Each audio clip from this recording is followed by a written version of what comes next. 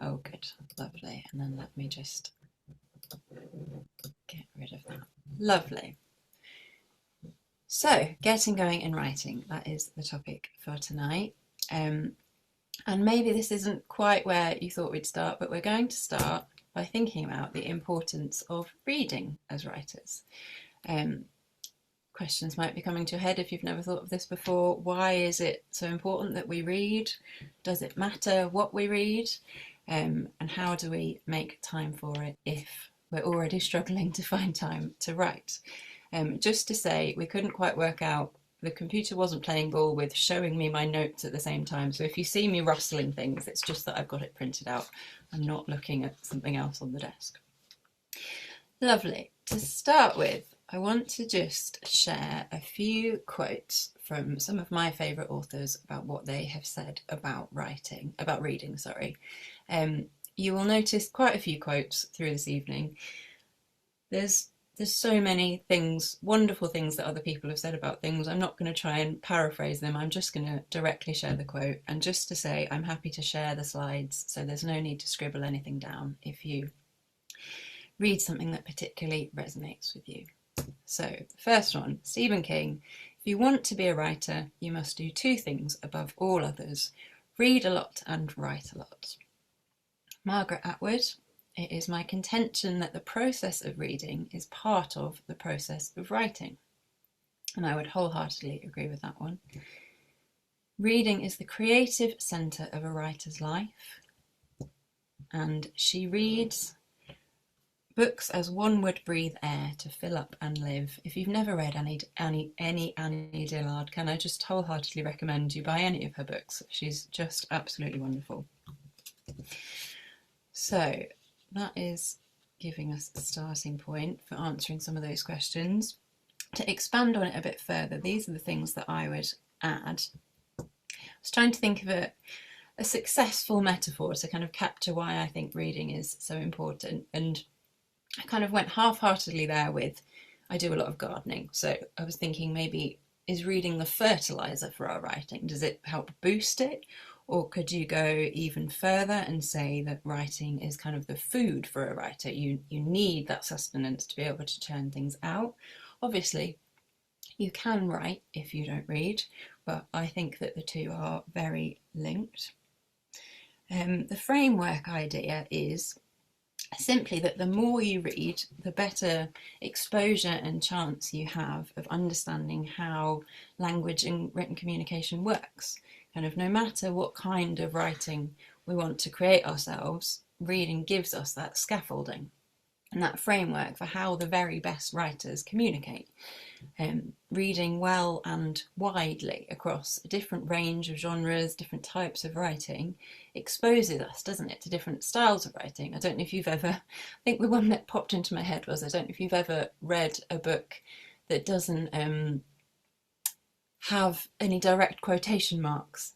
So it has all this speech but doesn't have the marks or doesn't maybe designate who the speaker is. I find the first time I read a book like that, I thought, goodness me, like this is engaging me in a very different way. And I don't really write things with speech marks, but I thought if I were to ever try and write a novel, it's a very different way of approaching it. Different types of books that might break the fourth wall, books with unreliable narrators, and then just books which have completely different voices and rhythms to them. There's kind of such different writing styles, aren't there? You can have a very poetic voice, a very kind of factual voice, and the way we expose ourselves to that is by writing. It also, on a practical level, expands our vocabulary. My children have to read for, I think, 20 minutes a day for both of them, as part of their homework, and it is simply because it is so good for our brains to expand our vocabulary, help our attention span, which is an important thing for writers.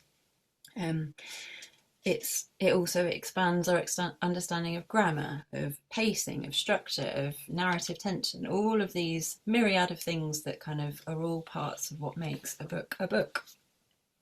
So by reading widely, we learn new things, don't we? We can learn new methods and techniques which we can put into our own writing.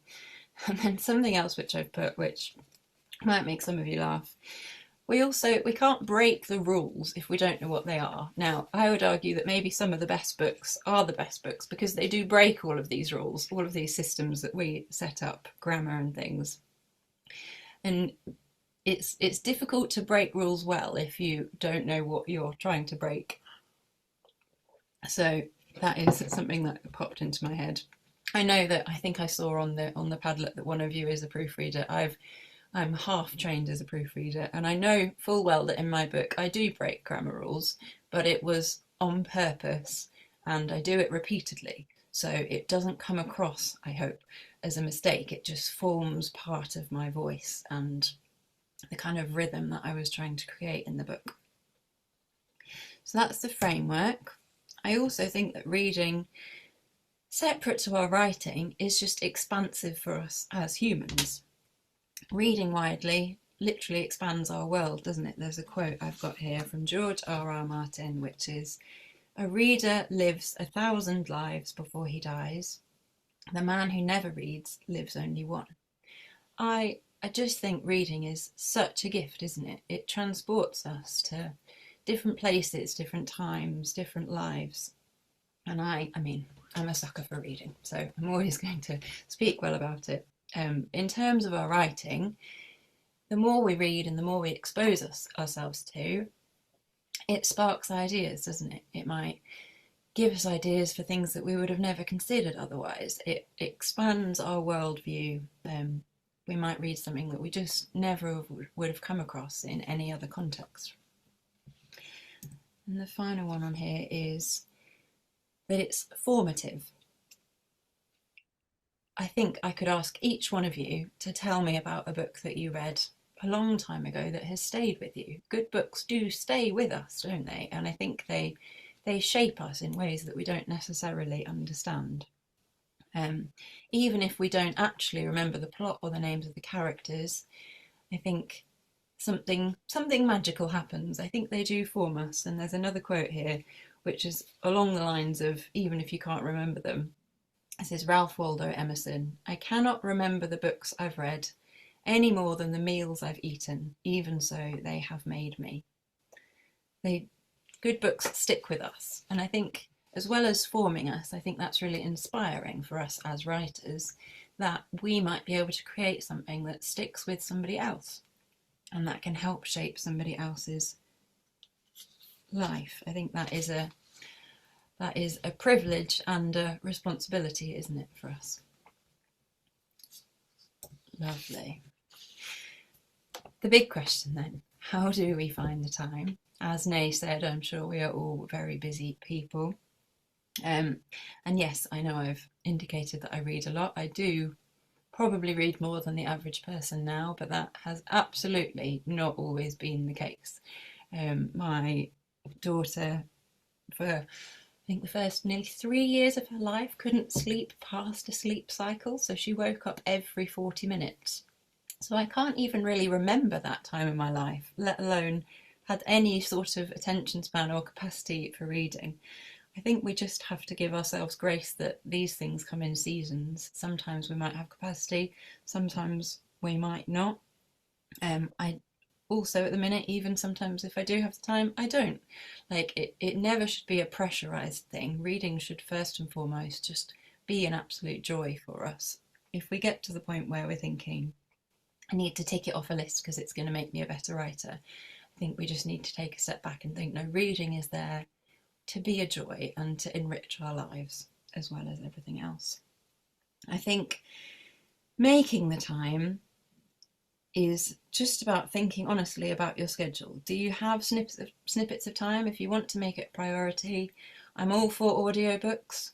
If you can listen to a book in the car, if you can listen to a book while you're walking to the shops, or even just when you're doing the cleaning or anything like that, it all counts. In terms of these kind of Goodreads reading challenges you see, if something like that will motivate you to write, if you want to set yourself a target, go for it. I do have to say, when I see these ones where people have read kind of 500 books in a year, I'm thinking, well, you're reading more than 2 books a day. How do you, A, have the time, but also, Are you allowing those books time to actually seep into you? Could you remember anything about them? I think, yeah, there's definitely question marks over that. But yes, I think what I do is I keep a record of the books that I've read, but I don't set myself a target, if that makes sense, because I'm not someone that would respond well to failing if I didn't meet that target. So yes, there's finding the time, there's having grace for the life stage you're at. And then just another note on quality over quantity. Excuse me. Obviously, it is good books that will have the deepest impact on us, and of good quality writing. But if it is an absolutely trashy novel that is the one that keeps you up past midnight reading, then that's fine, I think. Those books, that type of book, can just be addictive, can't it? We just literally can't put it down. And there's definitely something to be learnt from those as well, even if the prose isn't kind of top-notch Booker Prize worthy writing. So yes, but with all of the writing, I just go back to the caveat that yes, it is good for us as writers, but it should always be there to bring you joy. Lovely. Excuse me, I've got a classic tickle in my throat now. This is what happens when I do a day of teaching singing and then speak in the evening. But yes, it should hold out. Lovely. Writing then, let's move on to that. So I'm going to share with you some of the practical tips that I've picked up along the way, and then some more tips on the more emotional side of the fact that it is a really vulnerable thing to do and how we can look after ourselves as writers. Firstly, though, is just a very quick exercise to do, and just to reassure you, there's absolutely no need to speak if you don't want to, and there's absolutely no need to share if you don't want to. So I know it can be a really intimidating thing, so there's no need to do anything that makes you feel uncomfortable. So the blank page, and the exercise is literally to give me your gut reaction to what a blank page makes you feel like. You're sitting down to write, whether that is at a computer with a fresh blank Word document or in a cafe with a notebook and pen. How does being confronted with a blank page make you feel? Are you someone that you would never sit down until you've got a book completely planned out on post-it notes? Do you plan before you write, or do you plan as you write? Are you daunted by the thought, excited, scared, inspired? There's no wrong answer here at all. So if you just wanted to have a think and then pop 3 words into the chat, or if you don't want to do that, that's fine. And we can just have a look at if any themes emerge. My words to set you off are unspoilt. I have a bit of a stationery addiction, but I buy beautiful notebooks and don't write in them because I don't want to spoil them. So I have a bit of an issue with a blank page, that I don't want to wreck it. I do like a notebook where you can tear the pages out without ruining the spine in any way. So unspoilt is my first one. Possibility, who knows what might be created, but also I do find it daunting. That blank page is quite, it's quite menacing in some lights to me. So yes, just take a few minutes to have a think about what that page feels like to you. Let me just go back, right, and let me just pop myself on mute so I can have a good cough.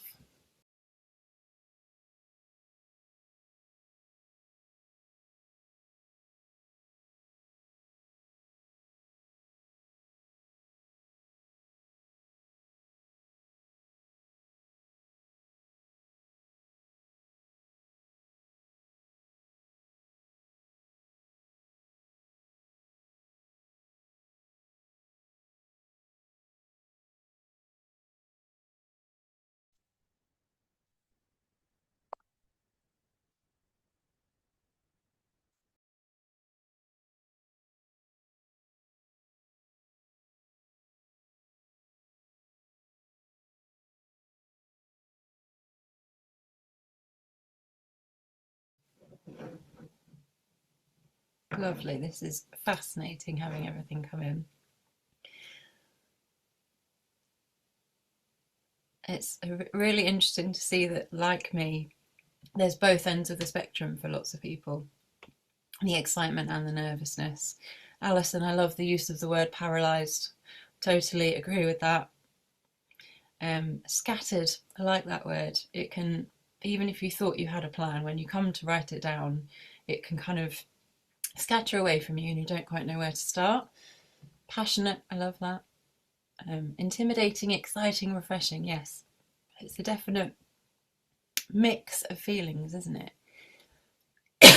Spacious. That's lovely, Holly. Yeah, question mark, Ingrid. That's it, isn't it? What's going to happen? I'll just give you another minute or so if anyone else is still considering.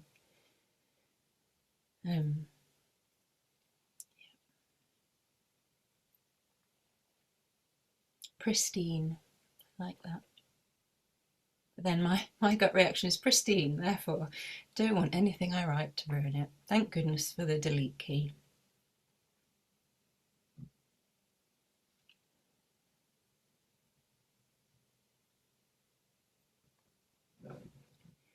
Lovely. We'll keep that. Obviously, the chat is open for anyone that wants to add anything more. Right, some more quotes for you. My favourite quotes about what other people have got to say about writing that should hopefully encourage us rather than make us feel any more daunted. So, the scariest moment is always just before you start. Almost all good writing begins with terrible first efforts. You need to start somewhere, definitely. And then along that with that theme, this is one of my favourites that inspires me to just go for it. You can't edit a blank page. I find that really, really reassuring sometimes.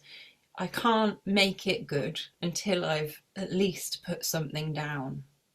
So it might seem really really obvious, but you can't edit what you haven't done yet. So just start.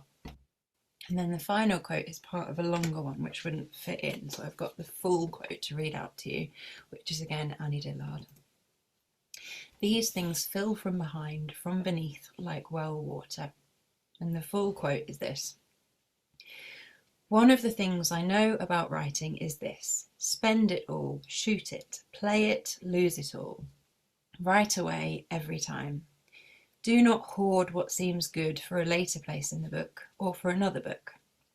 Give it all, give it now. Something more will arise for later. These things fill from behind, from beneath, like well water.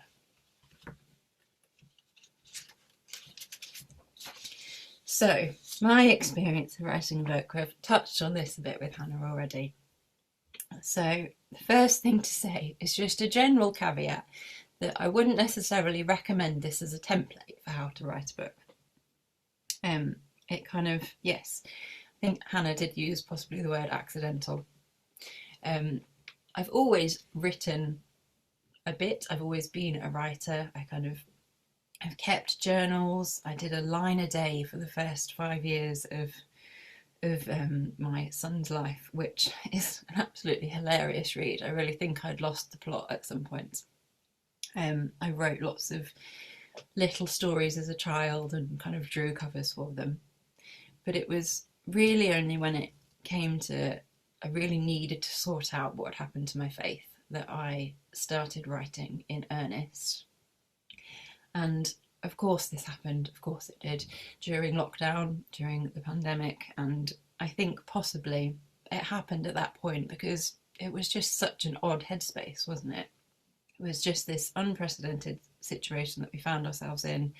Personally, at that point, my son was in year 2 and my daughter was in nursery. So I went from kind of having her at nursery, having him at school, working in office, to trying to work from home in a job that literally the regulations about benefits changed multiple times a day during COVID, and people were desperate for correct information. So it was an incredibly stressful time in my job.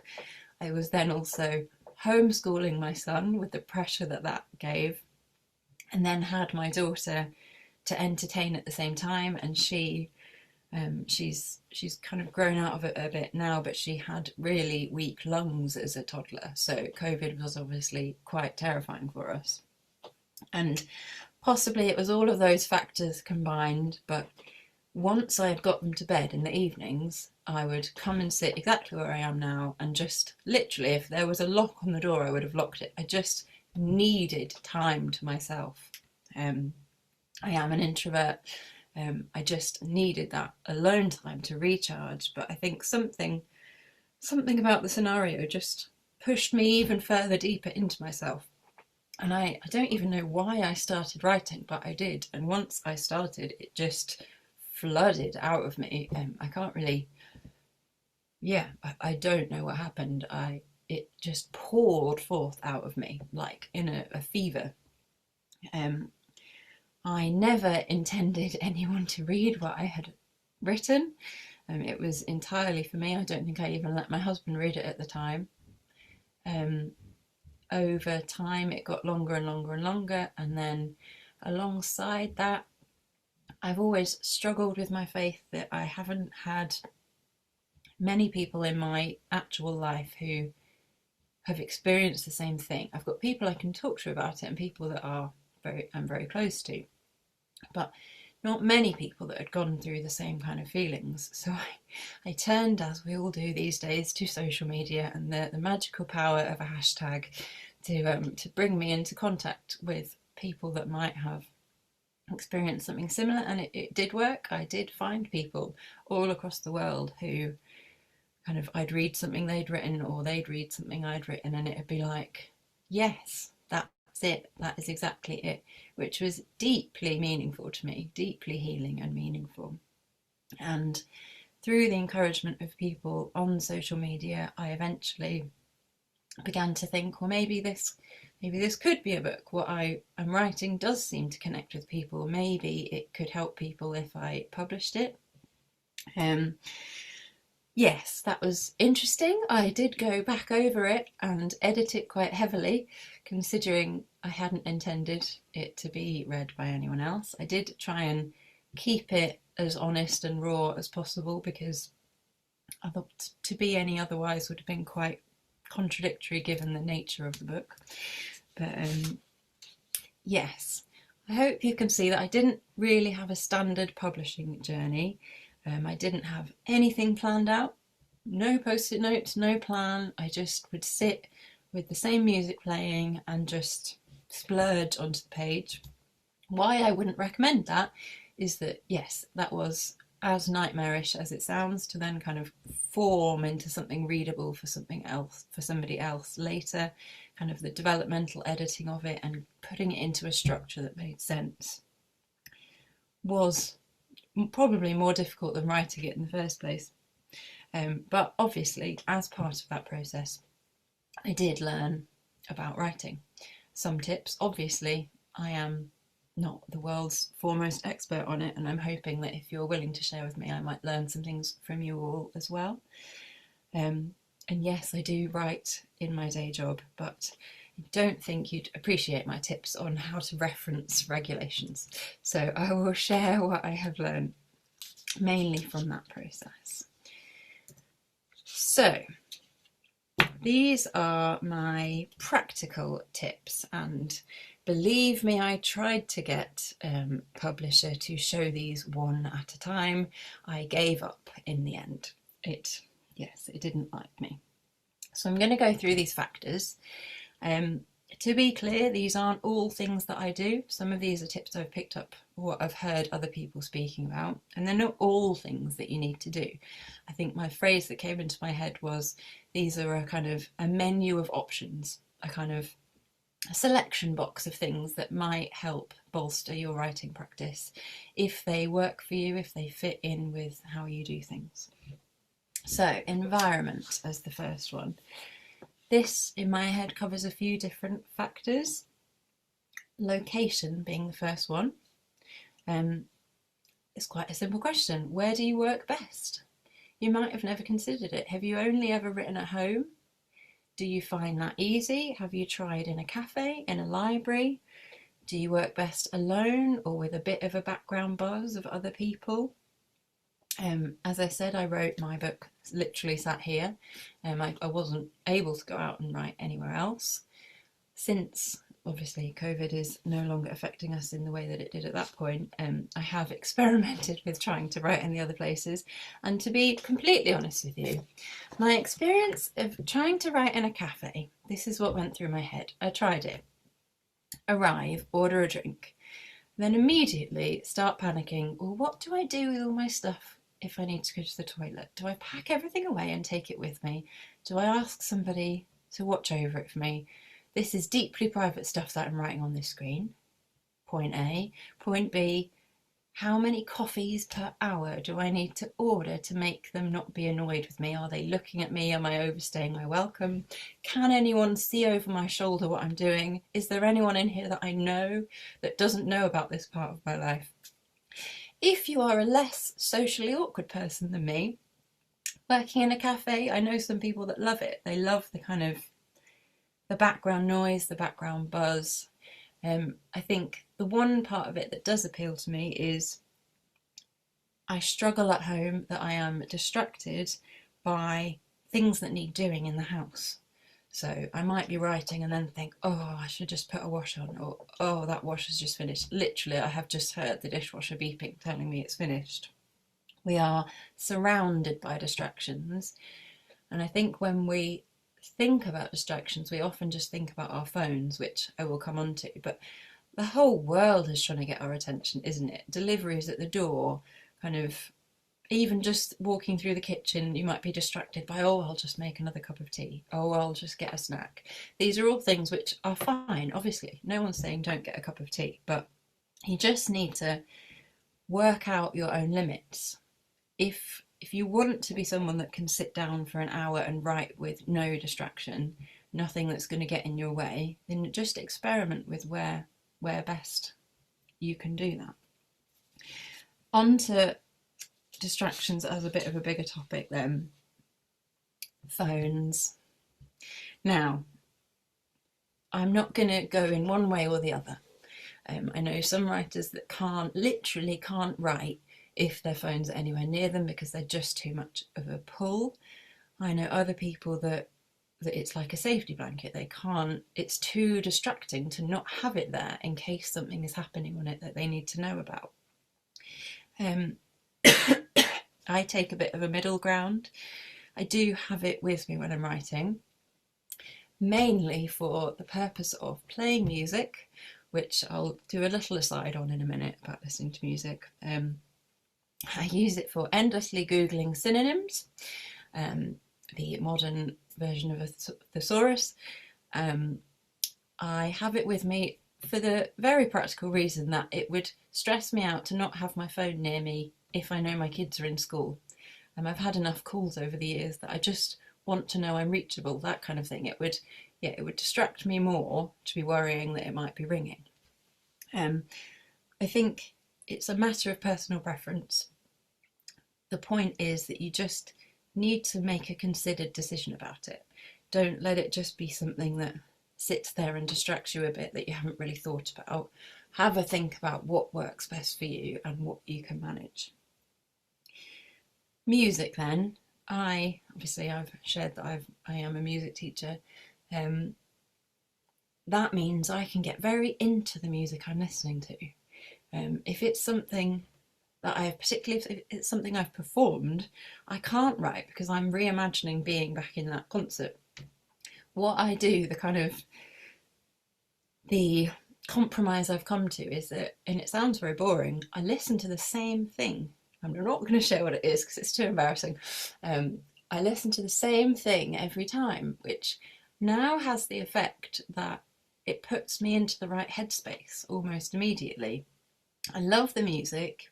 It's familiar to me in a way that now isn't distracting because it kind of just forms part of the background noise. But again, have it as something that you experiment with. If songs with lyrics and words might be distracting, because part of our brain is trying to listen along with that, try some classical music.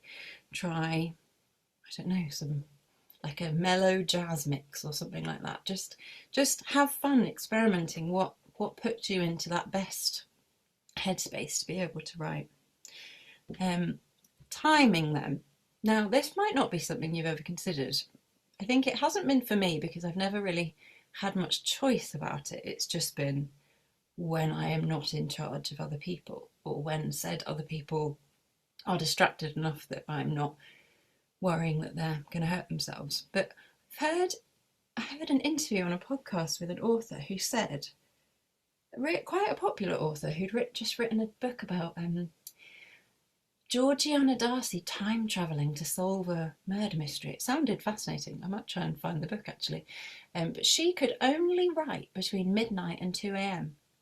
That was the only time of day when her head got into the right zone.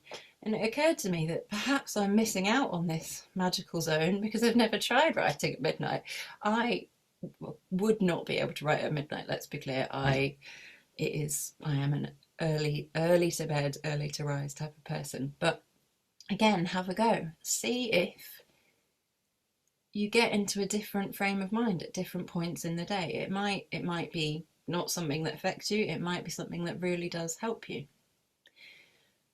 Consistency. I have a quote for you.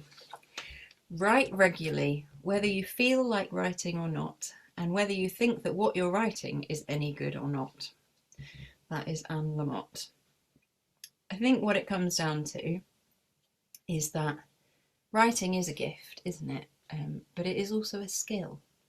If you compare it to musicians, so I can't even bring myself to say it. I did a music degree. I'm allowed to say that I'm good at music. I am a talented musician, but that doesn't mean I don't practice. And I was doing my music degree, so therefore had proved myself. I had got in to do my music degree. I had taken all the exams that you could take. I still practiced for up to 8 hours a day in my final year. It is a gift, but it is a skill. We can't expect to go from writing nothing to suddenly producing an 80,000, 90,000 word novel. It's something that we need to hone, we need to practice, we need to kind of trial and error what works best for us as writers. Obviously, consistency brings into question, do you have the time? Consistency can be 2 minutes a day. It can be a minute or a day. Something's literally just popped into my head. This isn't in my notes. Keep a notebook next to the toilet. If you're really struggling, then I completely understand that. We're all at different life stages, aren't we? Just try and think of one way that you can get just a tiny bit in. Even if it's just a sentence a day, that is still meaningful. That is still going to shape you. Editing. Now, this is a big topic, isn't it? There's a lot of different types of editing when we're writing. There's a lot of different types of editing if we go down the publication route. On a basic, very basic level, editing isn't really a separate thing to writing. It's just part of the process. As we write, we spring clean as we go. We tidy up words. We might change words. We might think, oh, that's not quite what I meant. I need to rephrase that slightly. We might want to move things around. I might change the order that we introduce ideas in. Even if you're the best planner in the world and have mapped out the whole book, sometimes things only become clear that they need to be in a different place once we come to write it. Another type of editing, don't be surprised if this happens to you, happens when you go away for a bit and come back with fresh eyes, read what you wrote the last time you were writing and think, goodness me, what was I thinking? That is a universal experience and doesn't mean that you have done anything wrong. Further edits happen just at the point where you think you've finished. Often that's when the hardest work begins, because it might be the first time you sit down and read everything through. You might read the whole thing through and think, oh, it's good, but that can be a hard pill to swallow. I think I have written since I published Let's Talk About Doubt, and once I had finished the book that I've written subsequently, I read it through and I thought, oh, I want to change the very theme of the book. I want it to have a completely different underlying meaning that weaves through the whole thing. So that was good. I have another quote for you which speaks to the pain of editing sometimes. This is Annie Dillard. Some of the walls are bearing walls. They have to stay or everything will fall down.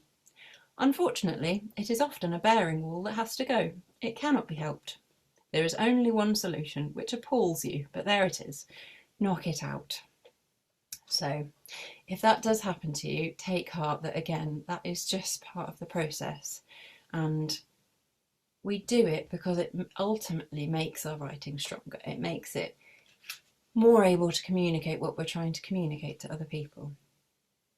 A practical tip for when you're editing your work is literally just to read it out loud. It's a bit of a proofreading tip.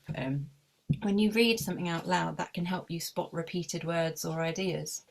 So just read through paragraphs at a time and just, out loud is great. Notes.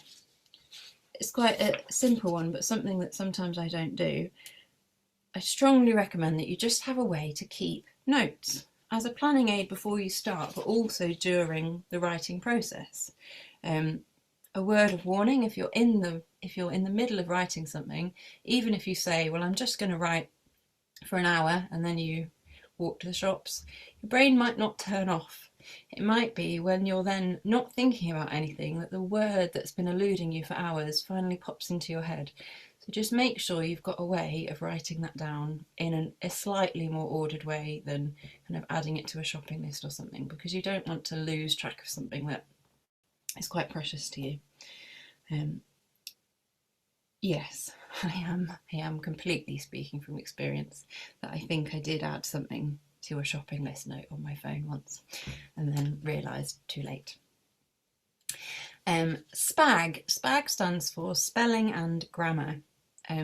It's not a long note on this, it's just simply that we don't want issues of spelling and grammar to get in the way. We don't want them to be stumbling blocks. So if it's something that you're not confident about, just do a bit of research. There's so much out there, so many good resources that you can just get a good basic grounding in. I am of the generation that really wasn't taught grammar very well. I was taught to put a comma where you would breathe, and that's all I really remember. It was only during homeschooling where I had to Google terms for my son's Year 2 English under the table. What is a fronted adverbial? I do know now, but I didn't at the time. If it's something that scares you and something that you worry about and think, oh well, I can't send this in because I don't know if that comma's in the right place, just do a bit of research. There's so much good stuff out there, and I've got a bit of a reading list later that includes a few books on this. So user-friendly, not highbrow, user-friendly books on grammar. And then backups and breaks. Backups is hopefully self-explanatory. Don't risk losing it.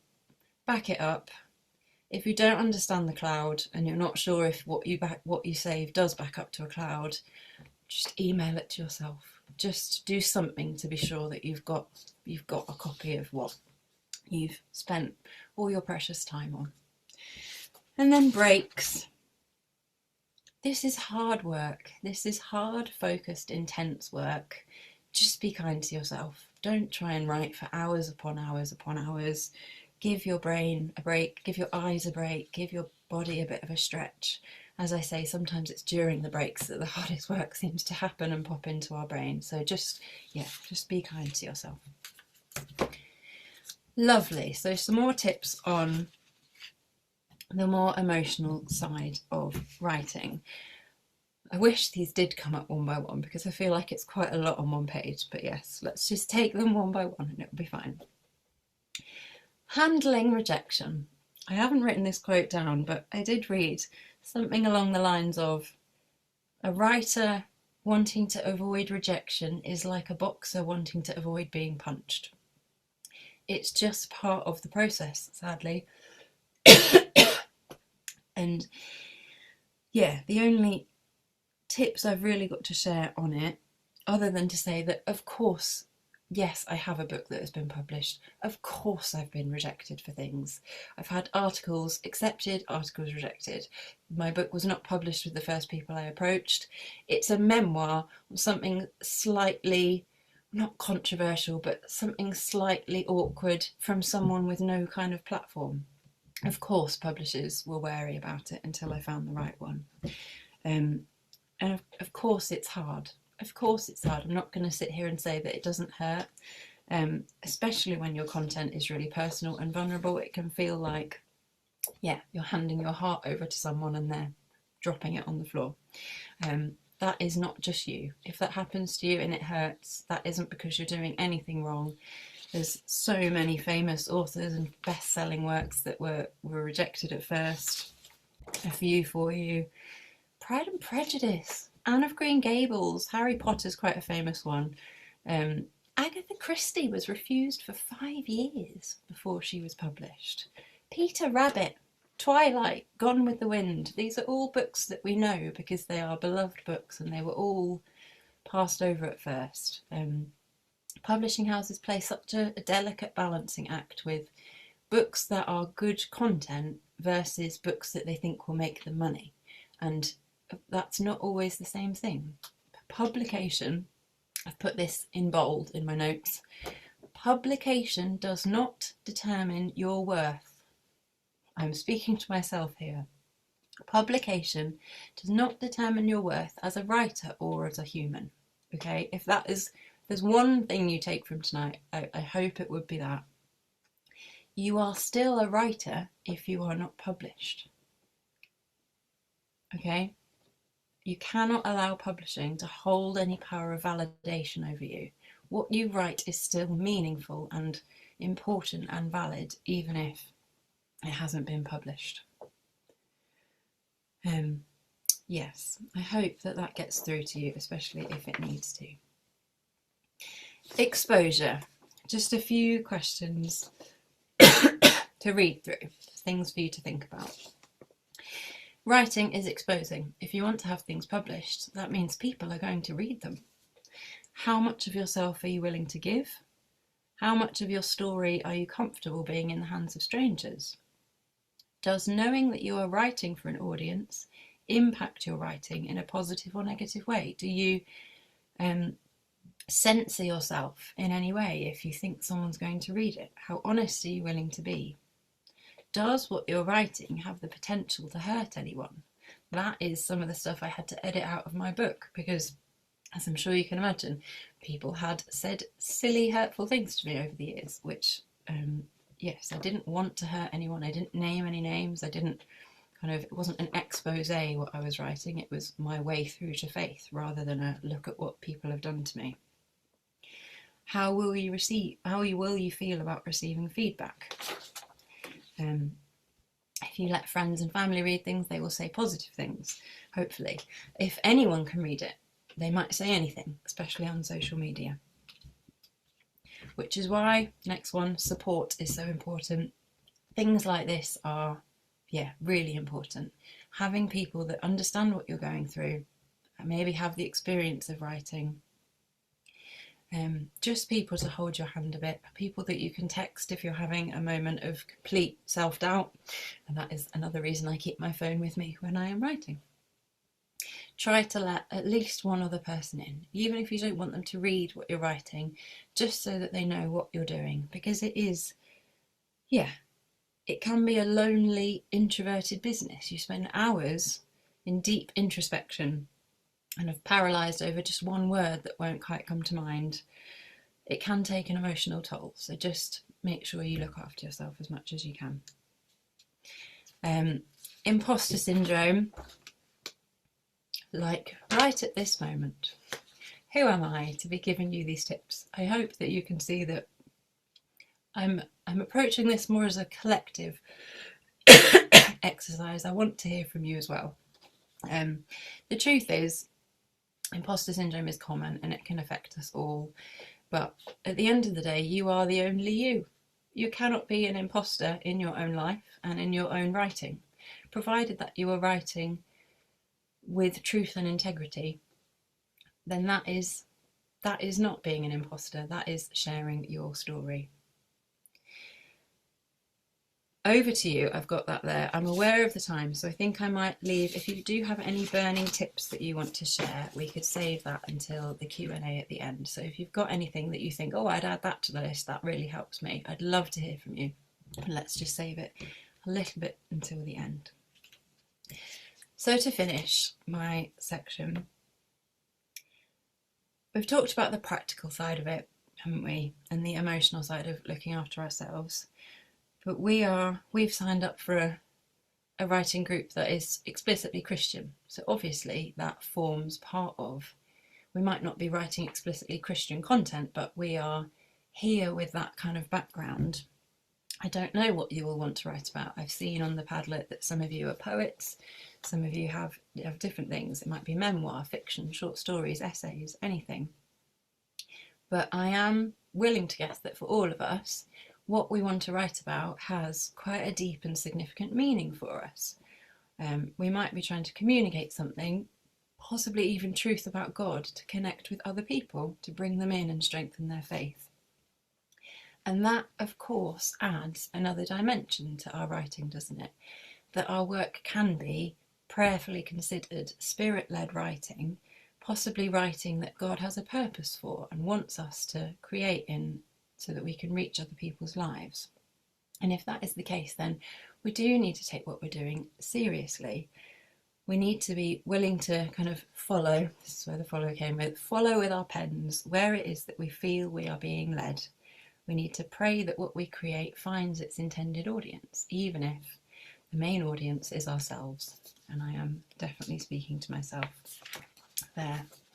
It definitely, as I've said, wasn't my plan to share my book with the world, but at the end of the day, the kind of the force with which it came out of me, it felt as though I was holding hands with someone pulling me down a very steep hill. It was something that happened to me rather than something that I made happen. I was kind of unable to stop the trajectory on it, and eventually I had to consider whether that meant that it was just for me or whether it might be meaningful to other people.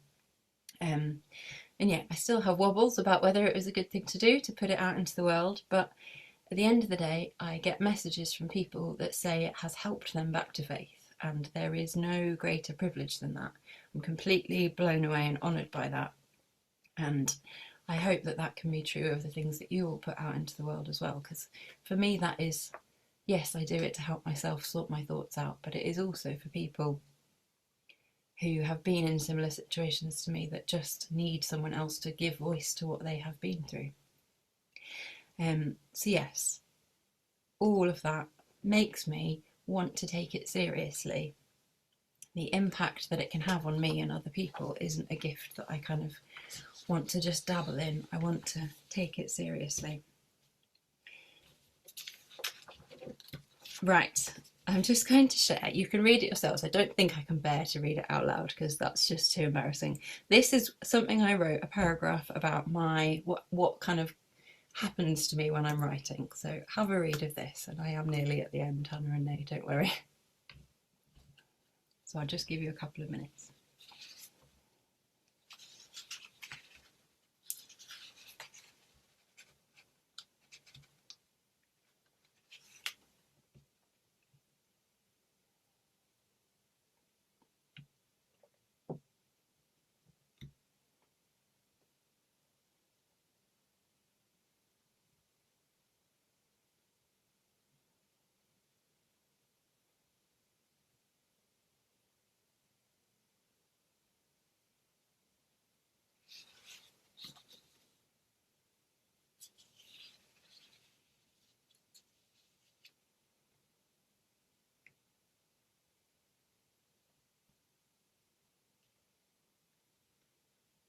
As I said earlier, I'm happy to share the slides. So if you haven't got through it all, you can finish it later. But I hope that kind of explains what I mean by what I just said, that it kind of, yeah, it is, we're doing this with a purpose, aren't we? We're doing this to yes, sometimes it might not be with a purpose. We might be writing a funny short story, but sometimes it is, yeah, it is important work that we are doing. Okay, I was going to do a bit of an exercise next, but I might send this out as an optional extra that you can do because I don't want to overrun my time. It was just to think about kind of everything that we've been considering and just finish one of these sentences. So you can do it quickly in your head if you want. So I think what I picked, when I write, I feel, and I'd finished it with, when I write, I feel connected to a part of myself that I can't access in any other way. So maybe use this as just a writing prompt for the next time you've got 2 minutes to just try and finish that one of those sentences, just to see if anything that we've talked about tonight helps kind of clarify or solidify anything in your heads. I promised you a reading list. Here it is. Obviously it's not comprehensive. These are just books that have helped me over the years. There are some of the practical ones that I mentioned about grammar. English Grammar for Dummies is a great read. It is not anywhere near as patronising as the title implies, the dummies bit. It's just really practical and really helpful. Just a word of warning with anything on grammar that I should have said earlier is be clear if you're wanting tips on English grammar or American grammar, because they are different. They have completely different rules. So if you are ever writing something for someone external, that maybe an article or something, just make sure you know what kind of, whether they want English or British, because yeah, the differences can be quite surprising. Some of these I haven't read yet, but were highly recommended by someone else. So the C.S. Lewis on writing, I have now added that to my list because when I was speaking to someone about today, they said, well, you must have read this book. And I hadn't. And I'm not going to feel guilty about that because there's too many books and too little time is often something that I say to myself. Next session then, I think I'm hoping Nay or Hannah will talk us through the practicalities of sharing our pieces on the WhatsApp group or wherever we're going to share them. I just wanted to kind of say a few things to reassure us all. You might have already started your piece from the prompts, you might have already finished, you might be tweaking things, or you might be completely panicked and not know where to start. I hope it is abundantly clear from my presentation that I am not an intimidating person. I am far more likely to be scared than to do any scaring. I hope that sharing your pieces doesn't turn into any sort of stress for you.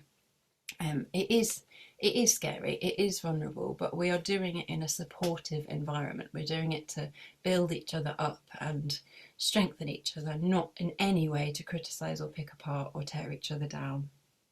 To make us on a level playing field, I have written something and I was going to finish tonight by reading it out to you. So let me just share the prompts just as a reminder.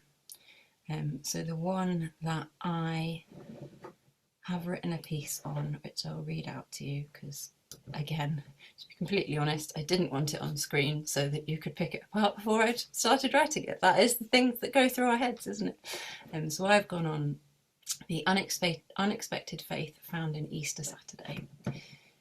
So I will finish my section before we do the Q&A by reading this out to you, if my voice holds. It is extremely angry with me, my throat, but it's fine. Okay. Easter Sunday is the foundation of the Christian year, the day that our faith is built on, and therefore a day that Christians are used to hearing about. I must have read the Gospel accounts hundreds of times, but a few years ago something new struck me. I had never properly absorbed the fact that the disciples weren't waiting at the tomb. Mary was present, but it was with burial spices, not with the expectation of resurrection.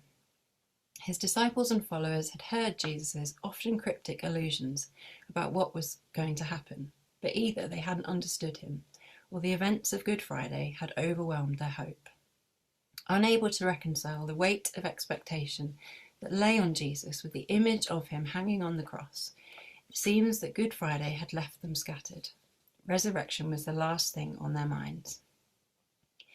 It is difficult to imagine what the disciples must have felt on the Saturday.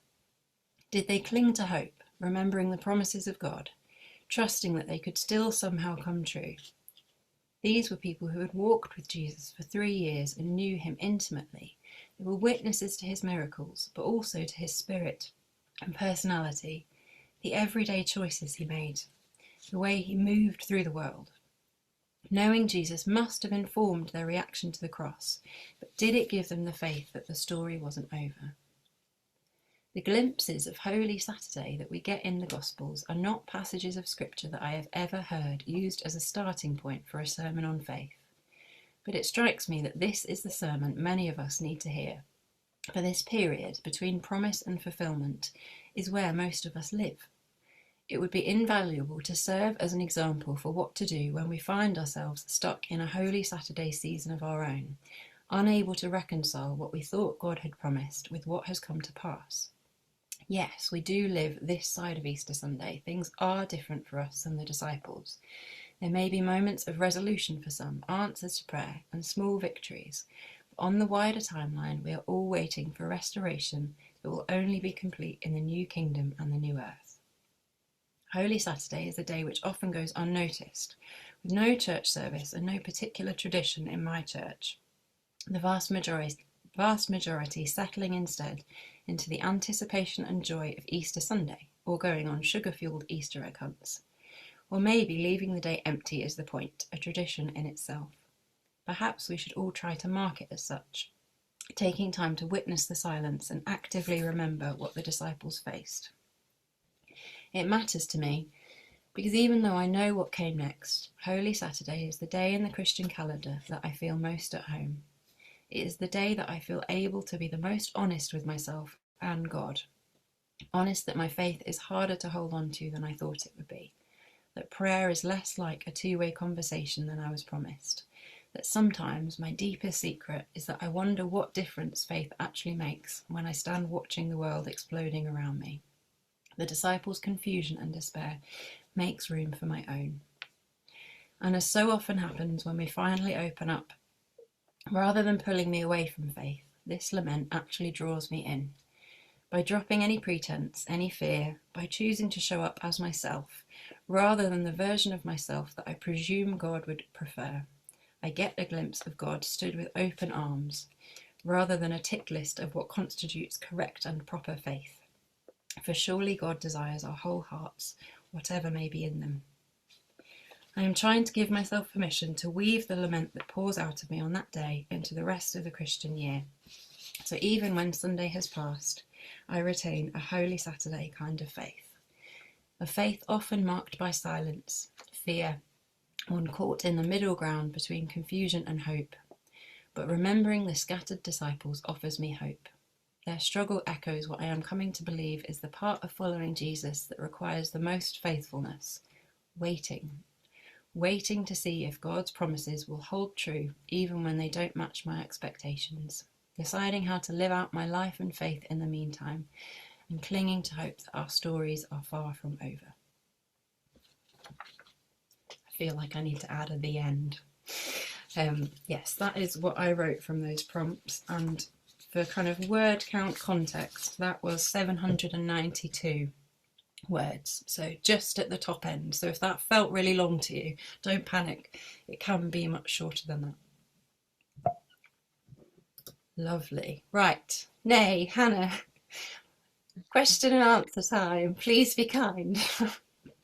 Kat, thank you so much. Please, could everyone use your emojis or write something in the comments? One thing we love in PFE is encouraging people. So please put in the comments how you found that. Use some emojis, lots of heart emojis going on. Kat, that was amazing. I enjoyed that so much. Yeah, mute yourself and cough away. And if you want to Yes. go get more water, please do. I enjoyed that so much. I'm sure everyone else did in the room. There was just so much content. You're obviously a really creative person, writer, and that just gave me space to be me. you've motivated me to write again, and you've given me a reason to write, and you've given me some tools to get on with it. So thank you everyone for your comments as well. Honestly, Thank Kat, you. I'll send them to you afterwards if you don't have space to think about it. But we've appreciated your honesty, you giving yourself, um, your vulnerability. You've really, really inspired us tonight. So huge thank you. And for all of us in the greenhouse, this is not a conference, this is a workshop. So we've come to work. We want each guest is coming to write. We want all of you to write. Perfect timing, Kat, with your children. Great, you've got some It's fine. water. I sent an Um, emergency water SOS. Absolutely, Kat. Please just drink and cough. Um, I'll copy all of these notes to Kat in a private email afterwards. So, Kat, don't worry about reading them, but everyone's saying thank you. So, we would love to hear your questions for Kat now. And remember, we've got Lydia in the room as well. So, Lydia would be happy, I think, to answer some questions as well. So, let's aim for Kat, but if you've got some for Lydia, go for that too. So, please pop them in the chat what your questions are for Kat. In the vein of Kat's honesty and vulnerability, please feel free to be honest and vulnerable Oh, yourself. yes. Ask whatever you want. I hope it's clear that honesty is kind of, Any question? yes, Um, be as honest as you whilst whilst people are just writing, Lydia, do you want to unmute yourself and just give us like a 1 minute on who you are, like your job and why you said yes to being part of the greenhouse? And then everyone else, please pop your questions in. Uh, Yeah, yeah, go for it, definitely. Lydia. I definitely related to what Kat said when she said imposter syndrome. Because I definitely felt that when I'd been asked. But yeah, so I'm currently working as the assistant editor for Evangelicals now. We are not the Evangelical Times. Just wanted to put that out there. We are a different publication. And yeah, as part of that, I do a lot of journalism. I probably write about 35 articles a month, I'd say on average. And yeah, maybe what I can bring to the conversation is more of that kind of non-fiction side of things, from a news perspective, I mean. So I don't write, theology and things like that, but I do write news and things. I also have got a creative writing master's degree, and for my dissertation, I did write 6 chapters of a novel. So yeah, my heart is with journalism, but I also do love fiction. So yeah, that's me in a minute or so. I didn't time myself. Lydia, thank you. We're so grateful that you've agreed to be a mentor. So, if anyone here's got a specific question for Lydia, please just put her name and we'll ask that to her. But we'll focus mostly on Kat. So we would love to have some of your questions. So thanks, Hannah, for your first one. What was the writing podcast that you mentioned? And do you like. have any other writing podcast recommendations? So the podcast I mentioned was called, they're actually all just book review podcasts. So this was an interview with an author. This was one called Quick Book Reviews, which appealed to me because it's quick. I do also sometimes listen to the wonderfully titled Weirdos Book Club, which is Sarah Pascoe and Carrie Lloyd, two comedians. I tend to only listen to book club podcasts for books that I've already read, because otherwise I don't quite know how to connect to the book. But yes, those are the two book club kind of ones I have listened to. I think there are hundreds. If you just kind of search for book or writing podcast on Spotify or whatever platform you use, there are loads. Thank you, Kat. Okay, great. I'll keep going. We've got lots of brilliant Yes. questions. So, Flora, thank you for your question. I would find it helpful to know how to go about starting to find a publisher. And connected to that, what type of written pieces would a publisher be interested in from an unknown writer? Um, I feel like maybe we could ask, is it Tom and Mike, not Mark, next week, more onto that. All I did was speak to friends who had published similar things. I started by approaching publishers that I had that I knew of that were a bit bigger, but I just wasn't known enough. So it was quite a small publisher that I went with, that had their kind of imprint was Christian memoir that was slightly, I don't think this was the word, but this is what I've got in my head, edgier.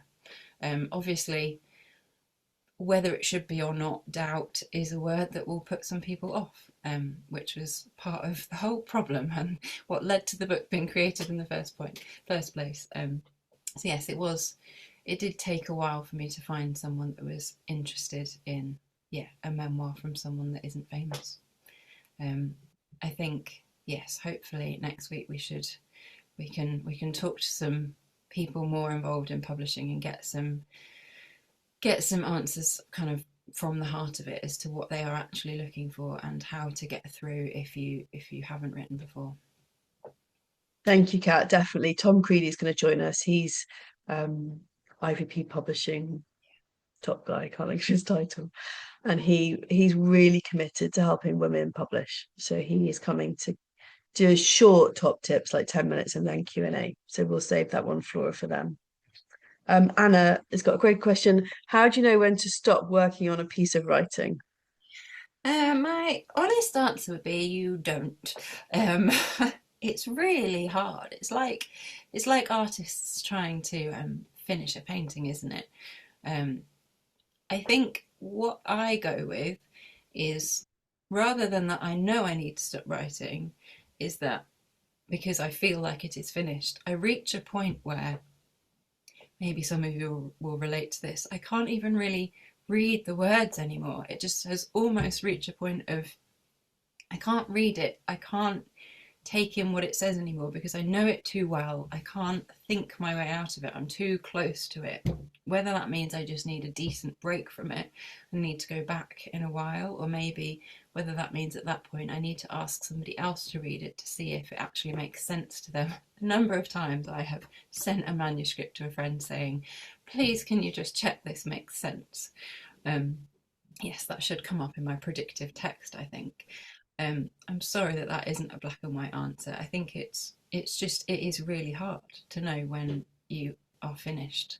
At some point you just have to go for it and think that is finished, whether it is finished for now or whether I'll come back to it in a year and have more that I want to say about that topic. Yeah, it is really hard. And I know I've heard famous authors. I think I heard Matt Haig once talking about how he can't bear to read what he's written in the past because he would write it so much so differently now and would change so much about it. So it's really hard to produce something so personal that is a static, solid thing that can't be edited at any point in the future. Yeah, it is. I know you've written books, Nay. How would you answer that question? Oh gosh, I think people think I should have never started writing in the first place. So I don't think I'm the best to answer that. Let's move on. I mean, actually, the one thought I did have, Anna, is by having others that read your work, I think that's quite helpful. I've always found that helpful. Yeah. I've written quite a few blogs and I've sent it to multiple friends, and I really appreciate their advice. And they will often say it's ready now, or you need to keep working on it. My problem is I probably need to work on them more rather than needing to stop. So yeah, I would say get good friends involved and critical friends involved that can have a good critical eye on what you've done. Friends that will be honest as well as kind, and there is Yeah. sometimes a difference, isn't there? Mm-mm. Great, let's keep moving on. Holly, thank you for your question. How do you know whether your story or angle on a topic is unique enough, but also resonant enough to be publishable? I suppose it might be one that we need Tom to speak into a bit more on the publishing angle. In terms of whether your story or angle is unique enough, practically maybe test it out by pitching articles on it. Maybe have a look on Christian blogs as to whether it is something that is widely talked about. Kind of look on, see if lots of other people have said things, see if they match the angle that you've got. I think what publishers are looking for is a different take sometimes, something that will speak in a different way or challenge what has previously been written. So just maybe a bit of digging around. Google the title of how you would pitch it as an article, see what comes up, see if something does appear, how old it is, whether you've got anything to add to it. But yeah, maybe Tom could speak into the kind of publishable side of it as well a bit next week. Thank you, Kat. And if others want to reply to any of the questions asked, you can do that on the Please chat as do, please well. chip in anyone. Yeah, we know we've got a variety of experienced people here, so please feel free to add your comments. Okay, next question, Georgie, this is great. How much emphasis would you put on planning, or do you write freely and then redraft? So personally, because of the kind of as the paragraph I shared, I don't write down my opinion about something. By writing it down, that is how I form my opinion on something, which if that isn't the way you work, then that might sound absolute madness to you, but that is just the way my brain seems to work. It processes by writing, so I can't really plan. Sometimes I do kind of mid planning, so I'll get to a certain point, I'll get to maybe a number of what could possibly be formed into chapters and think, okay, this is what's happening. Do I now have enough to think and think, where is this leading?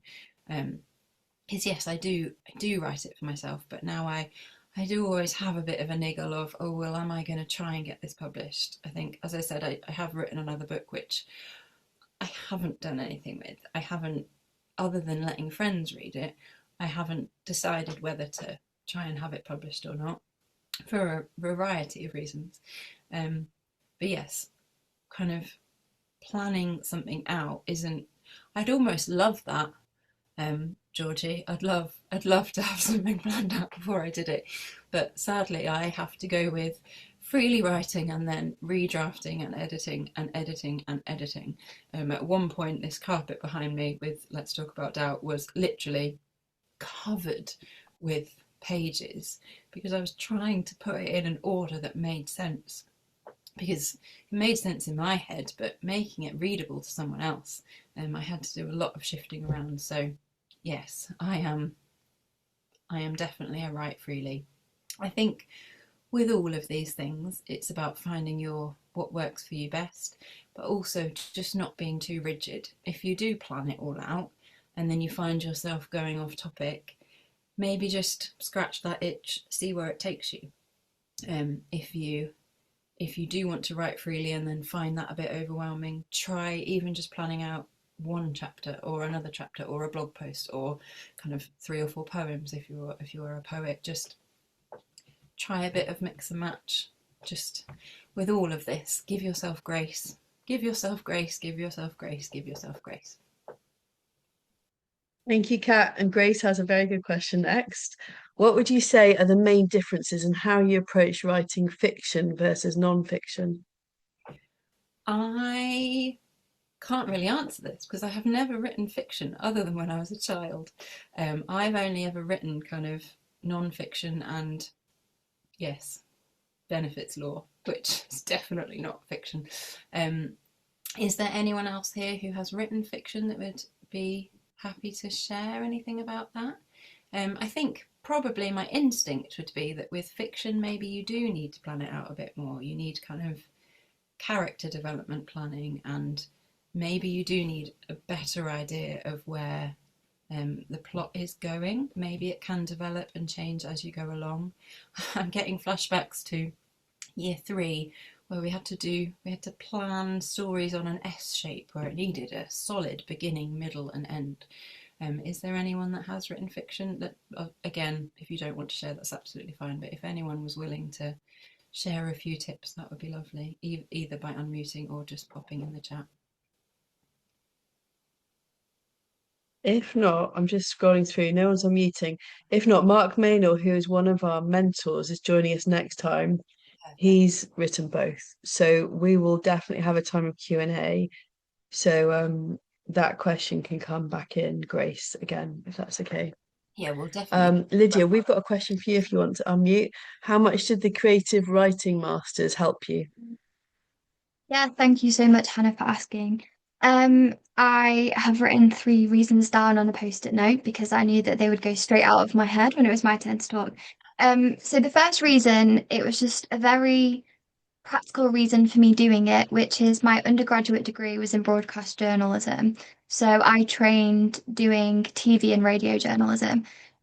I then worked on the radio as a journalist, and basically realized that I did not want to do broadcasting. I wanted to do written journalism. So, from a practical perspective, I went to do my creative writing masters to qualify me to be, it's called a multimedia journalist, so to write. So that's kind of a bit of background why I did it. I've always loved writing since I was a child, and I feel like it was an itch I needed to scratch as well. So yeah, to answer your question, it helped tremendously. So not only because it qualified me to do the job that I do now, basically, I would say the biggest way, there are two main ways it helped me. Firstly, just from the technical side of things, like just polishing up my grammar, just writing and writing and writing, and yeah, becoming a more technically competent writer. So that's the first thing. And the second thing is my creative writing master showed me I did not want to be a novelist, because all of my life I'd wanted to write books. And it just showed me I'm a thousand words, article writer. That's what I want to do. I don't want to write books, which is not what I thought would come out of it, but it's great because now I'm committed to journalism. Lydia, thank you so much. That's really helpful. We've got two more questions and we will finish briefly after that. So if you're wondering when we're going to finish, we'll aim to finish on time. Pearl, brilliant question. How does one go from writing an occasional social media post to writing longer pieces, even a book? How do I discern whether I have the gifting and sufficient skills?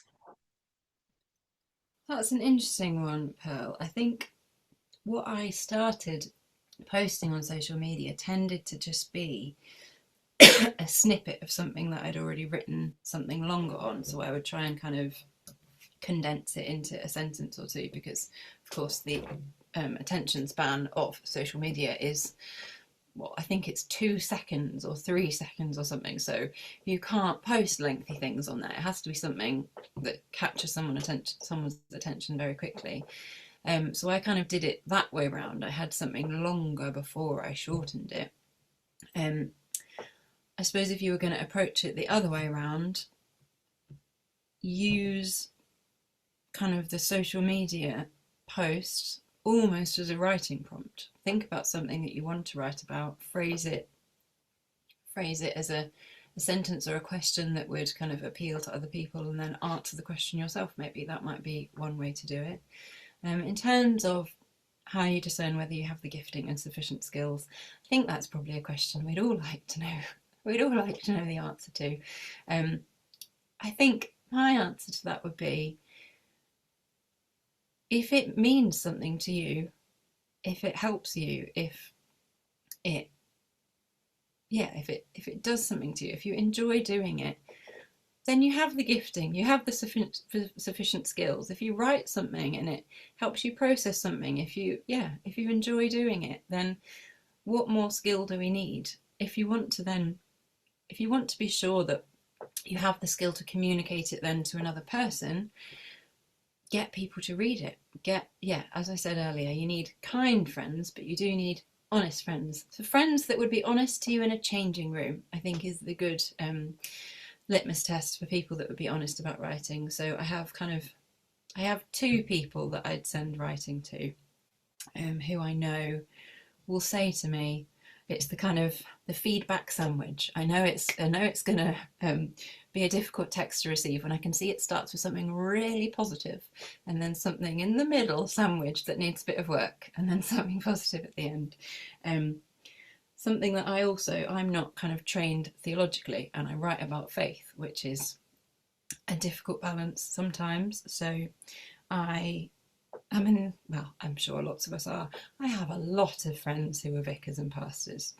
So even just that writing that I shared with you earlier about the prompt to the homework for the next time, I sent that to the pastor of Hannah and I's church just to check that I wasn't saying anything that was deeply offensive to anyone. I'm aware that sometimes my honesty is on the edge for people, and I would never want to offend anyone with what I say. The point of me being honest is to try and make space for people. But yes, so I worry, Pearl, that I don't have the skills to kind of communicate the theology side of things. But yes, I hope Can you give me any kind of thumbs up that that might answer your question in any way? I think it's just, yeah, it's just do it. Just do it. If it means something to you, then that is a gift, isn't it? And talk to other people and see if it can help them as well. Just add to this. I read a book. It's Lydia, by the way. I Thank read you. a book called Just Do Something by Kevin DeYoung, which some of you might have read. And one of the things that has just popped into my mind off the back of what Kat has said is if you want to be a published writer, do other people around you say that you're good at writing? And it's like a super practical thing, but it's one way that God can guide us. It's people saying, you're good at writing. And that, there's so much. What does that even mean? But that's just been one thing in my life. People have just said, "Oh, that's good," and it's just made me think, "Oh, I could do this as a career, kind of." So yeah, I just wanted to add that. I think I would just on that. That's made me think, Lydia. I think one of the things that first encouraged me with my writing was actually my other job, where I would have to write articles for kind of other people in my area, explaining really high level stuff in a way that made sense to them and a way that they can then use with their clients. And we have one publication that we write for where it's, yes, it's high level stuff, but it's in a kind of ironically witty way. Like we have to make it really readable and approachable. And I basically got kind of not promoted, but I was given then the responsibility for doing all of the writing work for my organisation. So I was given that editing role because they thought I was good at writing. And that, I think, that was a completely secular scenario. It's not a Christian charity, but it was people there just being really complimentary. And the fact that if I was given an article to write, I could just sit and do it. It did come quite naturally to me. So I think that is one of the first things, maybe 8 years ago, that started giving me the confidence. Like I didn't do an English degree. I did do English A level, but I did a music degree where I wrote a few essays, but I just played the flute and the piano all the time. So I think, yeah, the encouragement of other people can go a long way, can't it? And I hope that our next session will be able to do that for a lot of you. Thank you, Kat. This is so helpful. So our final question, and then we'll log off for the evening, is from Sophie. Thanks, Sophie, for your encouragement of Kat there. Sophie is asking about your comment where you said that you would write because you need to write, even if you didn't have an audience. She says, I've never felt like that. All my writing has been about framing a brief question that I believe other people might want to discover the answer to. Do you ever feel like that, more like that? Yeah, so I suppose the first thing to say is that my description of how I write isn't me saying that that is the way to do it or the best approach. That is just how it feels for me. That isn't how it feels for me at my other job. I just get given something that I have to write about. So that is different. That isn't me writing in that kind of way at all. Um, I don't think there's a right or wrong way to approach this. If you enjoy kind of that challenge of framing a question that you want to help people answer, I think there's no invalid way to approach it. I think probably what I'm describing is more rare, maybe. I don't know if anyone's able to. Lydia, if you ever feel the way I do, that kind of it's just something that comes out of you. I Oh my don't know if you feel. goodness. Yeah, I have a whole crate full of journals in my cupboard because I just have always felt that need to write. But Sophie, one thing I was thinking of when I was reading your question was you say you don't feel that need, but I would argue that wanting to write for the purpose of kind of helping someone else or answering their question, that is kind of a need in the sense of that's a purpose, and you're feeling that need to write for, I don't know, another person. So I don't know, I just felt like you were being hard on yourself, and I just wanted to encourage you. Um, and yeah, like in my job day to day, I write what I'm given, or I write based on press release I'm sent. So yeah, like Kat said, there's no kind of right or wrong way, and you might one day just feel that need. Yeah. Thank you both.